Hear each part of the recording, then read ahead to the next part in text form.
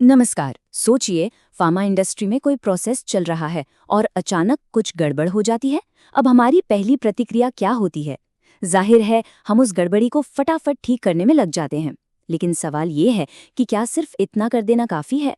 अगर हम सिर्फ ऊपर ऊपर से चीजें ठीक करते रहे तो यकीन मानिए वो समस्या बार बार सामने आएगी। असली चुनौती तो उस क्यों को खोजने में है जो समस्या की जड़ में छिपा बैठा है। चलिए आज इसी जड़ तक पहुंचने के सफर को समझते हैं। चलिए इसे एक आम सीन से समझते हैं। मान लीजिए प्रोडक्शन के बीच में कोई डिविएशन आ गया। तुरंत जांच बैठ जाती है। टीम हर एंगल से छानबीन में लग जाती है। लेकिन ज्यादातर मामलों में जांच का जो पहला और सबसे आसान नतीजा निकाला जाता है वो क्या होता है? बिल्कुल सही, ऑपरेटर की गलती। ये जवाब ना सबसे आसान होता है। किसी एक इंसान पर पूरी जिम्मेदारी डाल दी जाती है कि शायद उन्होंने कोई स्टेप छोड़ दिया होगा या कोई रीडिंग गलत ले ली होगी। और जानते हैं क्या होता है? अक्सर जांच यहीं आकर रुक जाती है। Case closed. पर सच तो ये है कि यहीं पर सबसे बड़ी भूल हो जाती है। ऑपरेटर की गलती कहना तो बस उस प्रॉब्लम का ऊपरी हिस्सा देखने जैसा है।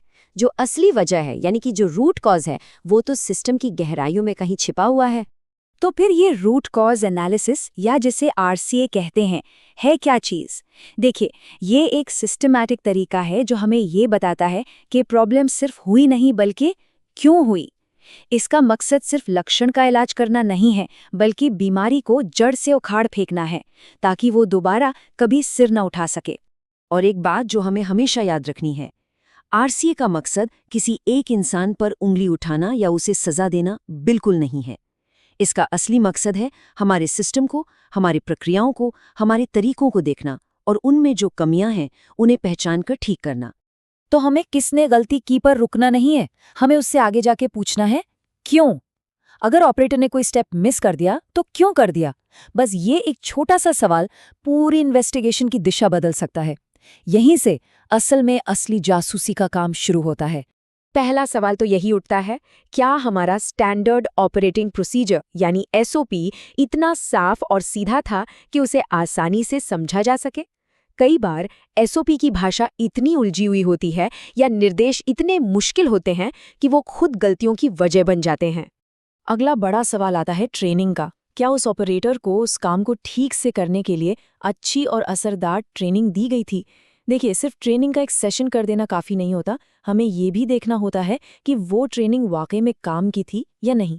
और बात यहीं ख़त्म नहीं होती। कई और कारण भी हो सकते हैं। क्या ऑपरेटर पर काम का बहुत ज़्यादा प्रेशर था? क्या उन्हें सही सुपरविजन मिल रहा था?